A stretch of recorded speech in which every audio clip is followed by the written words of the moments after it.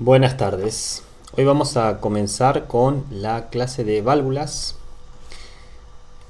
El motivo por el cual vemos o vamos a analizar los distintos tipos de válvulas que existen, su función, etcétera, es porque suele ser en la industria uno de los actuadores más comunes.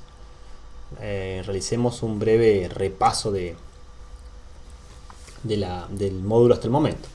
Inicialmente vimos en el bloque 1 los fundamentos, en el bloque 2 vimos todo lo que es referido a los sensores y en el bloque 3 nos vamos a dedicar a los actuadores. Los actuadores son aquellos elementos que actúan, como bien dice su nombre, sobre algún sistema con la intención de modificar o intentar controlar o forzar la variable a que adquiere algún valor. Los actuadores no actúan por sí mismos, sino que reciben alguna señal de tipo eléctrica o neumática o hidráulica de algún controlador. En un inicio, las válvulas eran autorreguladas, como vamos a ver algunos ejemplos. Esto significa que la válvula se autocontrolaba, ¿no? El controlador, el actuador, era la propia válvula. En los sistemas de control más refinados en la actualidad, estas funciones se complejizan y existen diversos elementos. El elemento sensor, que envía información a un controlador, que puede o no ser programable, y a partir de ahí actúa sobre el sistema mediante algún elemento final de control, que en muchos casos es algún tipo de válvula. Entonces, ¿qué es una válvula? Para comenzar, es un elemento mecánico capaz de restringir el paso de un fluido, sea este fluido un gas o un líquido, ¿está bien? En nuestro caso particular, en nuestras casas, tenemos válvulas que dejan pasar, por ejemplo, el agua, o válvulas que dejan pasar el gas. Mientras que en la industria vamos a encontrar válvulas fabricadas de materiales más robustos, ¿no? Y adaptadas a diversos tipos de fluidos con los que nos podemos encontrar. Entonces, vamos a intentar responder de forma sintética por qué usamos válvulas, qué relaciones tiene esto con la automatización industrial y quién inventó las válvulas, por decirlo así. Bueno, ¿por qué usar válvulas? Para restringir el paso de un fluido. ¿Y para qué quiero restringir el paso de un fluido? Y para controlar algún sistema. Está bien, el comportamiento de algún sistema. Por ejemplo, el nivel de un tanque. ¿Qué relación tiene esto con la automatización industrial? Bueno, dijimos que uno de los principales elementos finales de control suelen ser válvulas, aunque también hay motores eléctricos, aunque también hay actuadores eléctricos de otros tipos, también hay actuadores neumáticos, hidráulicos, etcétera, que vamos a analizar en clases posteriores. Ahora, ¿quién inventó las válvulas?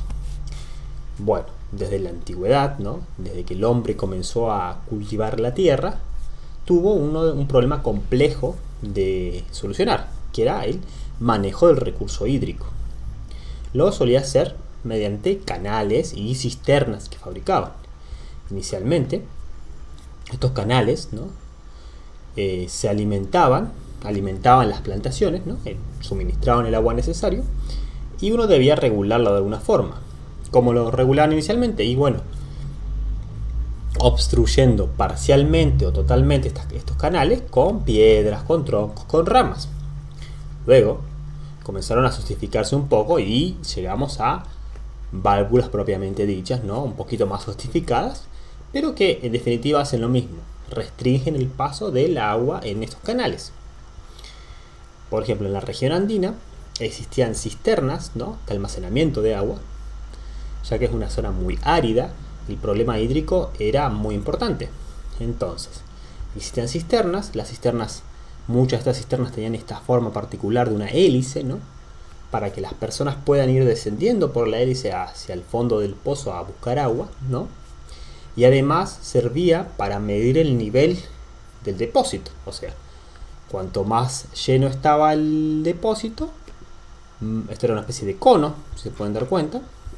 Cuanto más lleno estaba, más fácil era acceder al agua. Cuanto menos agua quedaba, estaba a un nivel inferior.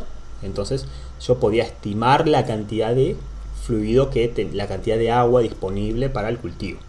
y de esta manera podía restringir más o menos el paso de dicho fluido hacia las plantaciones. Básicamente, toda civilización necesitaba producir alimentos.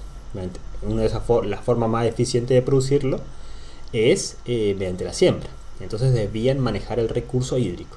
Y de ahí empezaron a surgir las primeras formas de válvulas primitivas. Esto que están viendo acá es lo que se denomina una acequia. Y estas son válvulas que regulan el paso del agua por dichas acequias, estas canalizaciones. Estas acequias son típicas de la ciudad de Mendoza. Está bien. Uno va por la calle caminando, por la vereda, entre la vereda y la calle encuentra estas acequias. Las acequias son canalizaciones que nos permiten, además de desagotar el agua de lluvia, poder regar, ¿no? Poder hidratar a la densa forestación que tienen en la ciudad, ¿no?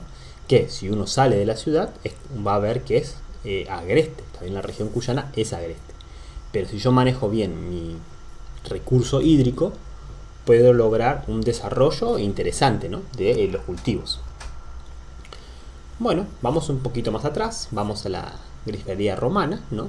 Se han encontrado que todas las civilizaciones tuvieron el problema de canalizar agua, ¿no? La particularidad de la romana es que ellos de diversos materiales, por ejemplo plomo, por ejemplo bronce, fabricaban canalizaciones para llevar agua potable a canillas públicas. ¿Está bien? Acá podemos ver una de las válvulas. ¿Está bien? Esto que parece un taponcito con una llavecita en la parte superior, se colocaba dentro de una carcasa y si lo giraba en una posición dejaba pasar el fluido por este orificio que estaba realizado en el núcleo de la válvula, y si lo colocaba en una posición transversal a la instalación no impedía el paso de fluido. ¿Está bien?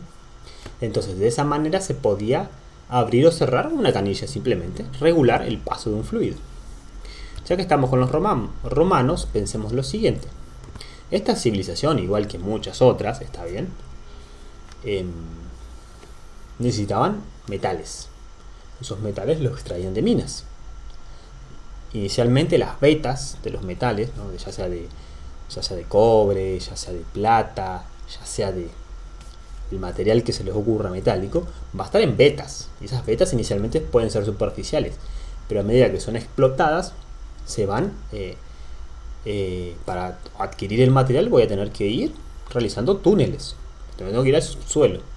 Entonces cualquier lluvia o la misma agua subterránea va infiltrándose en las minas que realizaban, en este caso los romanos, y provocaban, ¿no? Que había vetas, que se sabía dónde estaban, pero no había posibilidad de explotarlas porque se inundaban las minas. Este mismo problema, muchos años después, ocurrió en Inglaterra y dio como resultado el amigo del minero, que era una proto máquina de vapor, ¿no? Que la vimos en las clases anteriores, que se utilizaba para bombear el agua del subsuelo y expulsarlo hacia la superficie y poder continuar excavando en las profundidades del subsuelo para sacar diversos minerales. Este problema los romanos lo tenían. ¿Cómo lo solucionaban? Bueno, acá puse algunas minas que se encontraban en España, por ejemplo de plata, de oro, etc. Los romanos utilizaban algo que fue concebido, ¿no? Aparentemente por un filósofo inventor, Ctesibio, que es la bomba de Ctesibio. ¿Está bien? ¿Qué es una bomba? ¿Qué es una bomba? Es un elemento que en mecánica nosotros tenemos un elemento que impulsa fluido. Era una bomba reciprocante. ¿Por qué reciprocante? Porque tenía dos cilindros sobre los cuales se desplazaban dos pistones. ¿Está bien? Y esos pistones, accionados por esclavos probablemente, y con la ayuda de válvulas de retención, que son válvulas que dejan que el fluido avance en una sola dirección, ¿no? Este cilindro se movía, era reciprocante, o sea, se movía hacia arriba y hacia abajo. En una carrera se llenaba de fluido la bomba, y en la siguiente esta válvula antirretorno impedía que el fluido escape nuevamente hacia las profundidades, sino que la impulsaba por una instalación intermedia por la cual se expulsaba el fluido, que es esta que viene acá con una tipo toberita. ¿Está bien? Teníamos dos cilindros que iban, gracias a unas válvulas antirretorno, succionando un fluido de un nivel y lo expulsaban a uno superior. Y esta era una de las maneras en que los romanos podían llegar a mantener secas, por decirlo así, sus minas, les iban sacando el agua y podían continuar trabajando en la extracción del mineral. Acá les dejo un videito de su funcionamiento en detalle. Y acá están en un museo las válvulas antirretornos. ¿Está bien? Bueno, muchos años después, como les dije, en Inglaterra se encontraron con exactamente el mismo problema y comenzaron a surgir ciertas soluciones en las cuales se quemaba combustible, carbón, ¿no? Y con la ayuda del mismo vapor se generaban máquinas que impulsaban ese fluido fuera de las minas, que eran las máquinas de vapor. Estas máquinas de vapor con el tiempo fueron evolucionando y no solamente se usaron para bombear agua, sino que para impulsar la revolución industrial, lo que hoy se llama la primera, ¿no? Lo que hoy se llama la revolución industrial 1.0, pero a mí me gusta el nombre de primera revolución industrial. Y uno de los elementos particulares de la revolución industrial es el regulador de Watt, que era una válvula regulada por dos masas centrífugas. O sea, este eje intermedio, este eje, sabemos, había dos masas centrífugas que se abrían y cerraban dependiendo de la velocidad a la que giraran, y mediante un mecanismo estrangulaban o liberaban la entrada del vapor a la misma máquina. Y este mecanismo giraba porque estaba conectado mecánicamente a la salida de potencia de la máquina de vapor. Entonces la función de esta válvula era mantener las RPM de la máquina de vapor más o menos constante dentro de un rango de utilización, que no se frene ni que se acelere mucho, porque era peligroso, ¿no? Porque igual tiene unas RPM de trabajo acotadas, ¿está bien? Si yo le elevo mucho esas revoluciones por minuto, mi máquina algo se va a romper. Y si gira muy lento, va a llegar a frenarlo. Entonces, para intentar mantener las máquinas de vapor bajo cierto rango de trabajo, ¿no? Útil, independiente de la cantidad de carga, de potencia que se le pidiera a la máquina, existía un regulador de Watt.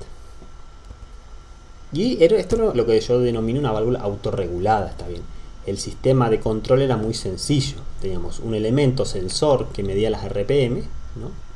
Que las detectaba y las transformaba en una señal mecánica que las enviaba a un elemento final de control, que en este caso es una válvula de mariposa. Entonces, todo el sistema de control se podía resumir en el regulador de Watt. Ahora actualmente la cuestión se complejizó mucho y tenemos un elemento sensor que envía una señal de algún tipo, que puede ser eléctrica, neumática, mecánica, hidráulica, de radiofrecuencia, a un controlador.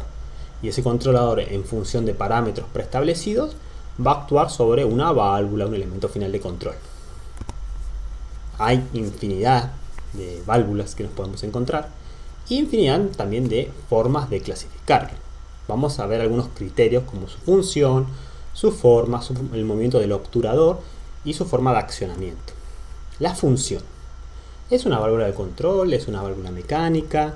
¿Está bien? Válvulas de control me refiero a válvulas que se pueden controlar regulando, o sea, dejándolo en una posición intermedia, válvulas todo o nada, o sea que o están totalmente abiertas o están totalmente cerradas, y otras válvulas de control que tienen ciertas posiciones intermedias. Después tenemos válvulas mecánicas, ¿no? Que son las válvulas autorreguladas, como las que nombré del Watt, pero hay otras. Válvulas manuales, que uno va y las cierra o las abre o las deja en una posición intermedia, y algunas válvulas de seguridad muy comunes que vamos a ver. Las válvulas de control, ¿no? Generalmente constituyen, como les dije, el último elemento en un lazo de control instalado en la línea del proceso que permite variar la variable manipulada, o sea, intenta controlar la variable de interés, que puede ser un nivel, una presión, un caudal. Bueno, Hay válvulas, como esta que ustedes están viendo acá.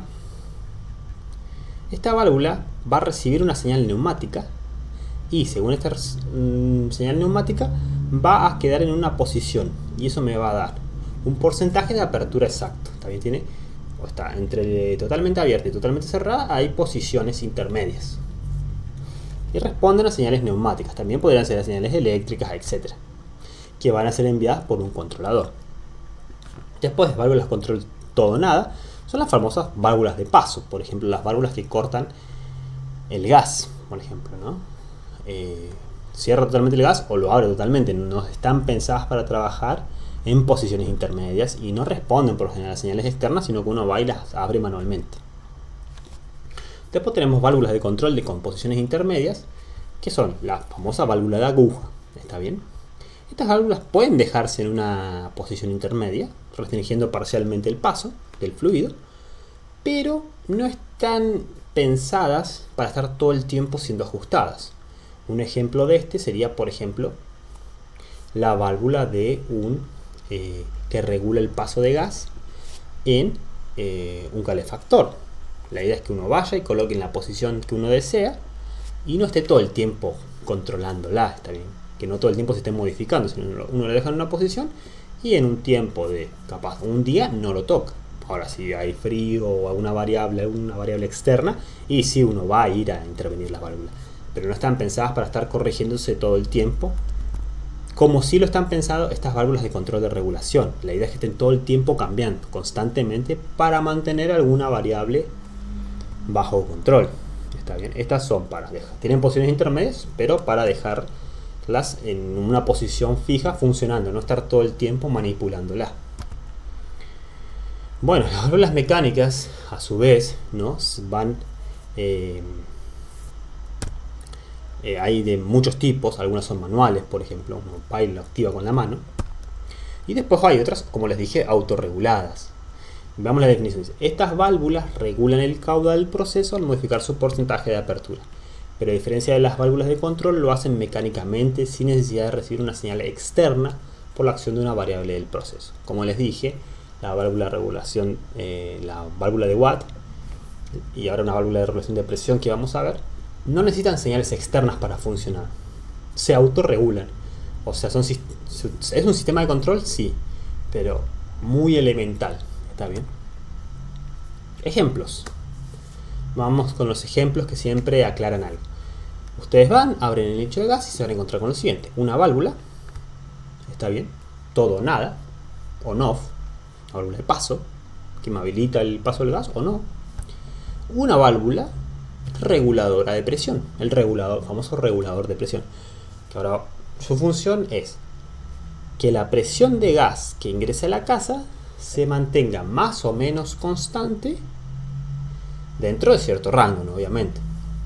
Y esta caja que ustedes ven acá es un caudalímetro que no vimos en la clase de sensores de caudal, un tipo de caudalímetro particular, ¿no? Que mide el caudal de gas que la casa está consumiendo.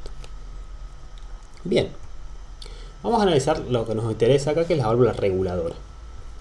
La válvula reguladora internamente externamente puede tener hay algunas de estas formas, otras de formas más cuadraditas, pero su principio de funcionamiento es el mismo. Vamos a tener entrada y salida de gas, ¿está bien? Esa entrada y salida de gas va a estar regulado su paso por una válvula, un asiento, una válvula que se apoya sobre un asiento. El apoyo sobre ese asiento va a depender de la posición de una membrana. Va a haber una membrana de goma, ¿está bien? Que de algún elemento flexible, suele ser alguna goma, ¿no? Y la posición de dicha válvula va a estar relacionado con un link mecánico, o sea, con un bracito que va a pivotar respecto a algún punto. ¿Está bien? Entonces, este bracito se puede mover respecto a este punto, moviéndose a su vez la válvula. La posición de la válvula va a depender de varias cosas: de la presión de salida, de la presión atmosférica, porque de algún lado tenemos un agujerito que nos comunica con la atmósfera, y de un resorte, y de la flexibilidad de mi diafragma. ¿Está bien? Si yo hago el diagrama cuerpo libre, la posición de este elemento intermedio, que se conecta luego a la posición de la válvula, va a depender de la fuerza del resorte, o sea, del tipo del resorte y cuánto apriete yo el resorte, y de la presión de suministro de gas, o de la presión de salida de gas. Y de esta forma, la posición se va a tender a abrir o cerrar esta válvula dependiendo de si la presión sube o baja. Y eso hace que la presión dentro de cierto margen se mantenga aproximadamente constante. ¿Qué quiere decir esto? Que por ejemplo un regulador de presión para un caudal de como máximo 15 metros cúbicos por hora, ¿no está bien? Y una presión de entrada de entre 0,7 y 1 bar me mantiene una presión de salida más o menos de 0,3 bar. ¿Qué quiere decir esto? Dentro de esos márgenes de trabajo voy a andar bien. Si la presión de entrada es muy chica y no voy a tener una buena presión de salida, o si el caudal de entrada es muy chico, tampoco voy a poder mantener la presión. O si el caudal que le estoy exigiendo, porque tengo muchos artefactos conectados, es muy grande, tampoco va a poder mantener la presión de salida. Pero dentro de esos márgenes voy a poder mantener una presión de salida estable. Bueno, otro caso, esto que están viendo acá suele utilizarse en los equipos de soldadura. Está bien. Por la derecha ingresa el gas, por la parte inferior sale el mismo. Suele ser algún gas de protección, como puede ser dióxido de carbono, como puede ser nitrógeno, está bien. O una mezcla también, mezcla de dióxido de carbono y argón.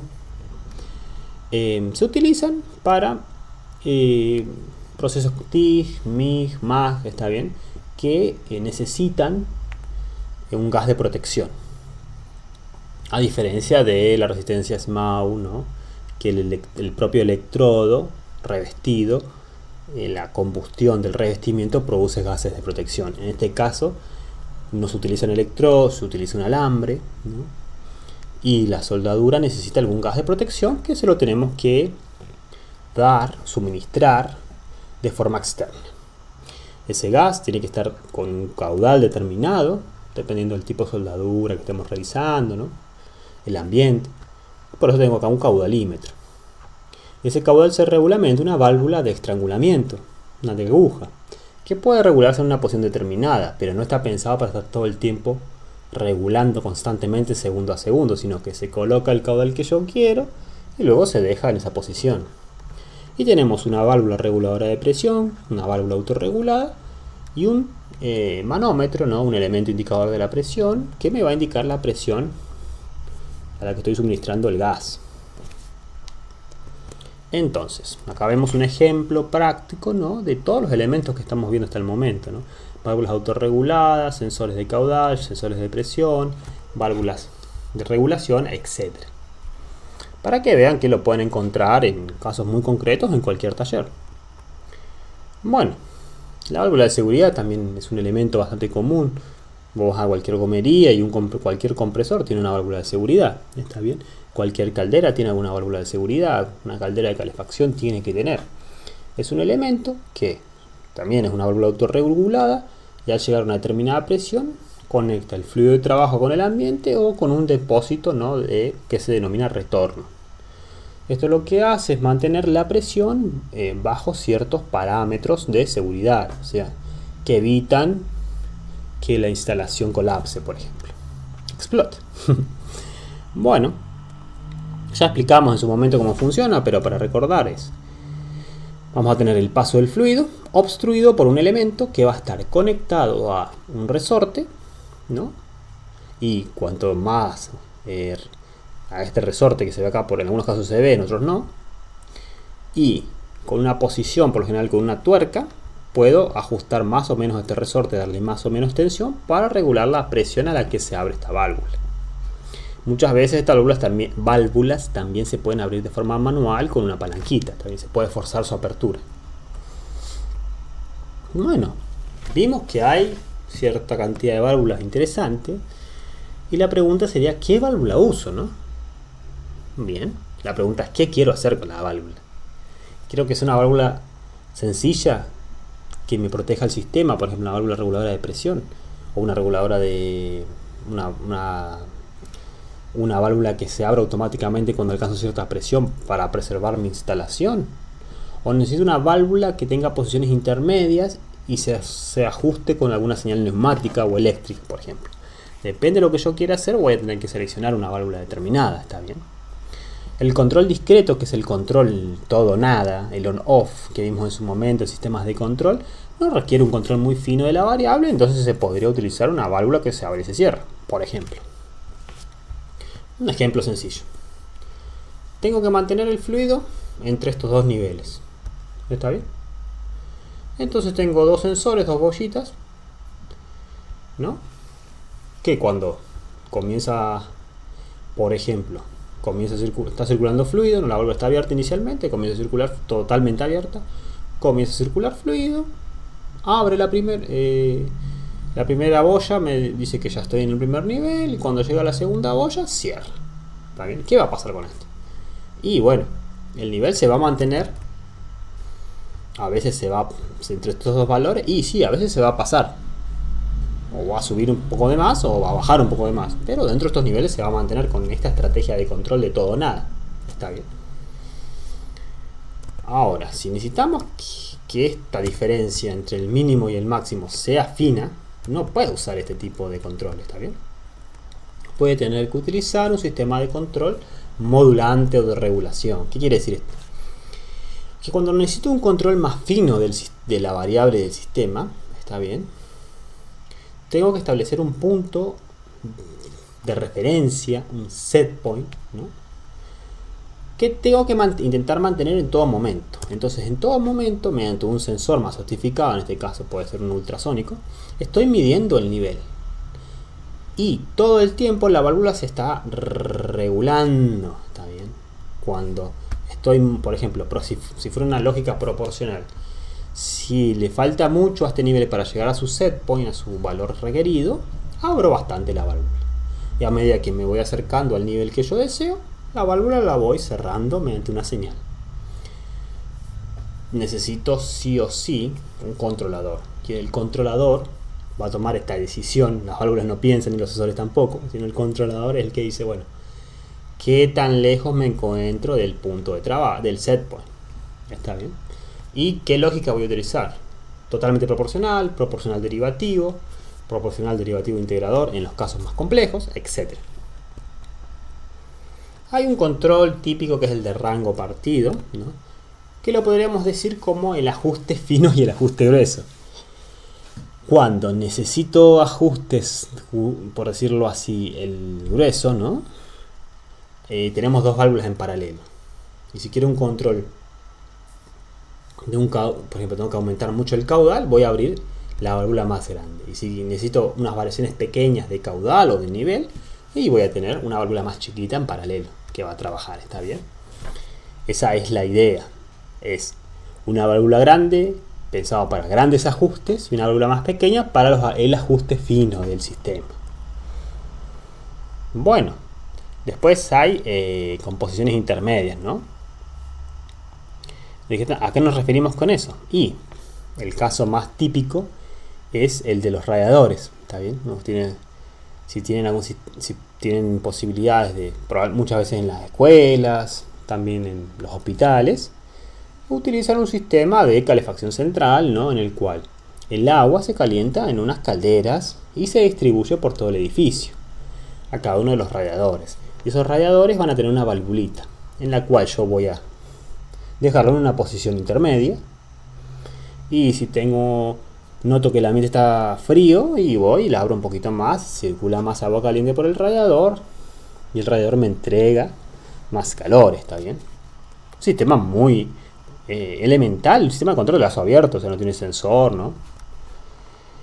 Bueno, ¿por qué más puedo clasificar mis válvulas?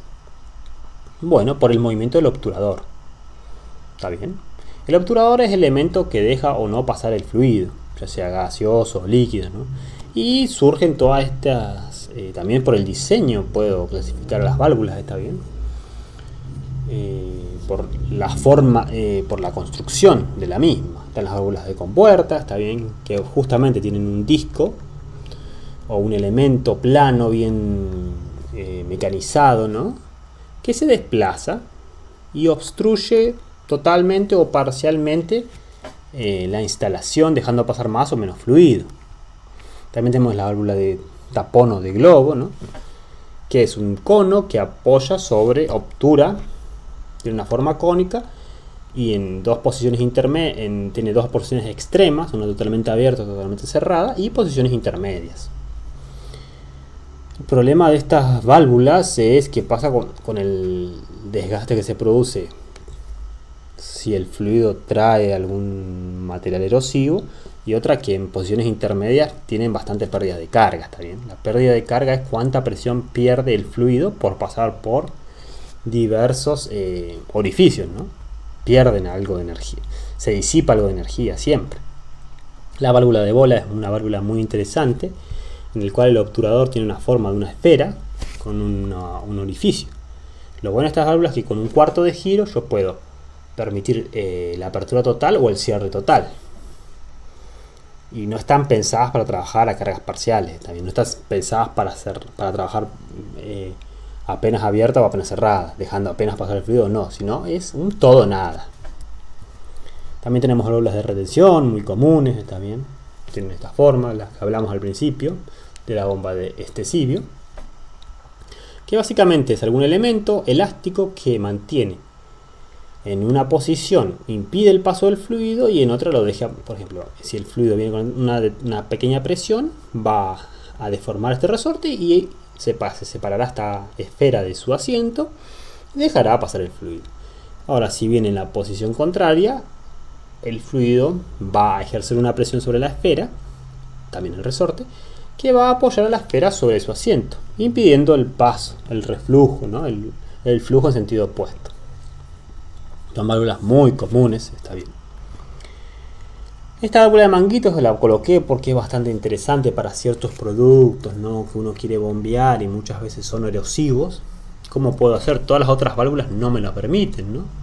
Se llevan bastante mal con los materiales erosivos, independientemente del material con el que yo le haga, está bien.